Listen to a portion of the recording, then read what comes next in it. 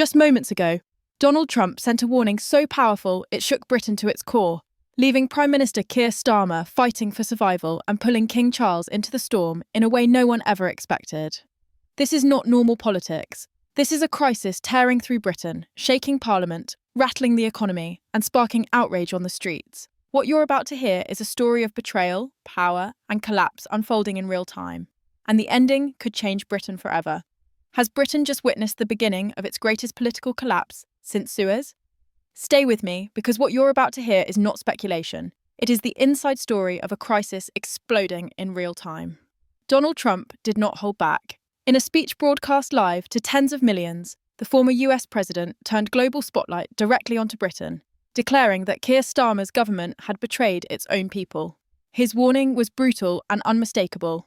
Britain could either reverse course immediately or face a wave of economic retaliation that would leave the UK's fragile economy gasping for air. The message spread across the Atlantic in seconds, dominating headlines and igniting a firestorm of debate that pushed Britain into one of the darkest weeks of its recent history. And it was not only Trump's words that shocked the nation, it was what came next. Because within hours of Trump's declaration, leaked government files began surfacing, exposing a scandal so outrageous that even Labour loyalists struggled to defend it. The revelations showed that over £1 billion of public money had been diverted to fund luxury hotel stays for migrants who had entered Britain unlawfully. We are not talking about basic shelter, but 4-star resorts complete with spa treatments, buffet spreads, and seaside views, all while British veterans, men and women who had risked their lives in combat, were left to rot on the streets in freezing conditions. It was a contrast so grotesque that it pierced the nation's conscience like a blade.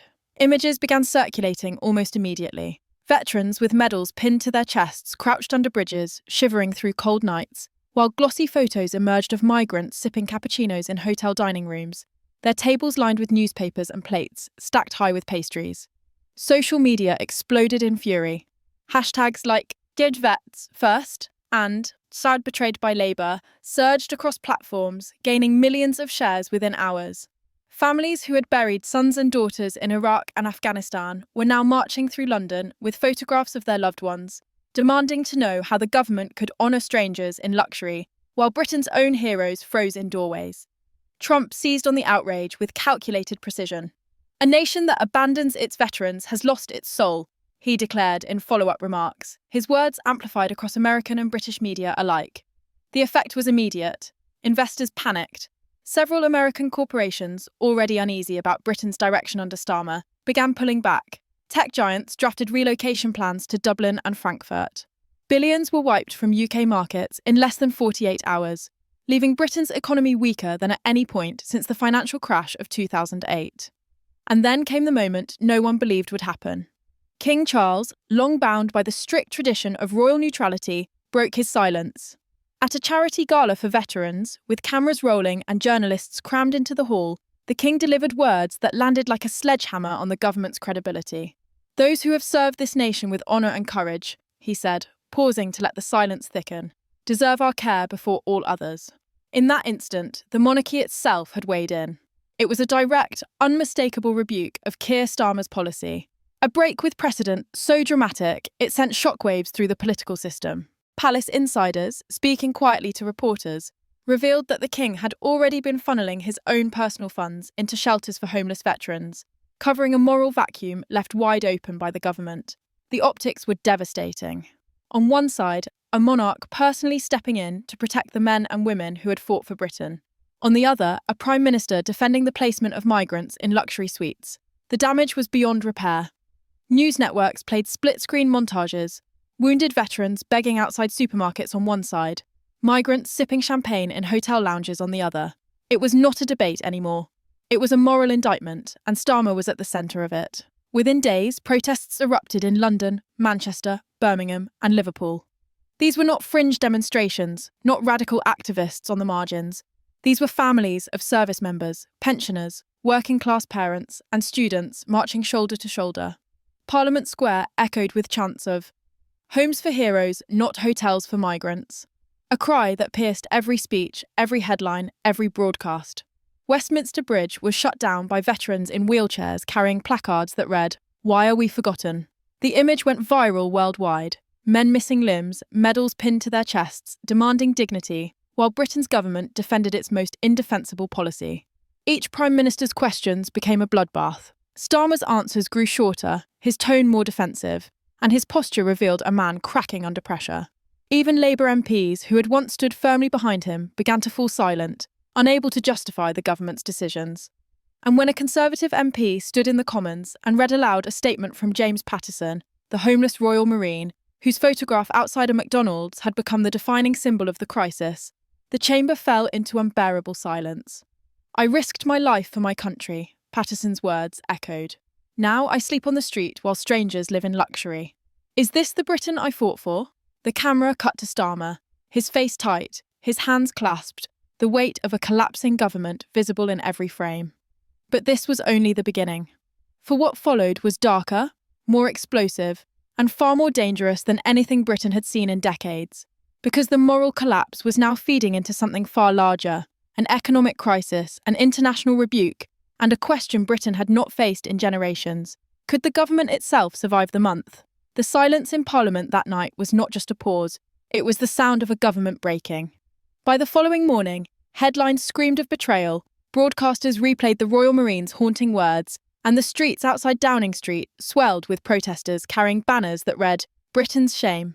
What began as scattered outrage had now crystallised into a movement, one too large for the government to control, and too powerful for the press to ignore. Veterans, students, pensioners, and working families marched side by side, not in hundreds but in tens of thousands, their chants echoing through Westminster as the police stood powerless to disperse them. The atmosphere in London was electric, the sense of history palpable, as Britain's institutions, Parliament, the monarchy, the media, seemed to turn, one by one, against the Prime Minister. And behind the scenes, the pressure was crushing. Polls leaked from within Labour's own party showed approval ratings collapsing to historic lows. Over 70% of the public said they no longer trusted Starmer's government. Nearly half of Labour's traditional base admitted they felt betrayed. It was the kind of polling that ends not just political careers, but entire governments. And while the streets boiled with anger, the boardrooms of Europe and America quietly closed their doors to Britain. Trade talks with Washington were suspended indefinitely. European investors fled in waves. Even NATO officials, usually cautious to avoid domestic British politics, expressed alarm about morale in the armed forces, a statement that landed like another dagger in Starmer's back. But the most devastating blow was still to come. King Charles's phrase, "before all others," had now escaped the confines of a gala speech and become a rallying cry written on placards, painted on banners, and chanted by crowds in every major city. It was quoted in pubs, in schools, in late-night debates across television studios. It became the moral line against which the government was judged, and by that measure, Starmer had already failed. The monarchy had taken a side, and the people followed. Day by day, the protests grew. Trafalgar Square was engulfed in crowds waving Union Jacks with the words "Veterans First" emblazoned across them. Manchester's Piccadilly Gardens filled with thousands carrying photographs of lost loved ones in uniform, demanding dignity for the living. In Birmingham, entire streets were blocked as families marched carrying cardboard cutouts of soldiers, each one representing a veteran still sleeping homeless that night. The movement had become unstoppable, and the Labour government's grip on authority was slipping away with every chant, every image, every headline. Inside Downing Street, panic turned to despair. Ministers whispered of resignation, aides debated survival strategies, and rumours of a leadership challenge spread like wildfire. Starmer, once seen as the steady hand of Labour, now appeared cornered and weakened. A man whose every move was under siege from forces far larger than party politics. Internationally humiliated, domestically despised, and morally discredited, the Prime Minister stood not as a leader, but as a figure isolated in office, watching his government unravel brick by brick. And then, as if the crisis had not already reached breaking point, Trump struck again. In a second televised statement, he declared that Britain had abandoned its veterans and forfeited its dignity, and warned that the United States would cut off major financial cooperation until Britain put its house in order. The language was harsher, the tone colder, and the implications unmistakable. The world's largest economy had placed Britain in quarantine. Global markets reacted instantly. The pound plummeted. Billions evaporated from pensions and savings. Ordinary families saw mortgage rates skyrocket overnight. The crisis was no longer political. It was now economic, social, and personal, hitting every household in Britain with a vengeance. But here is the question that now haunts every corner of Westminster, every cabinet office, and every late-night meeting. When a Prime Minister loses not only the people, but the monarchy, the military, and the markets, what power remains to keep him in office even a single day longer?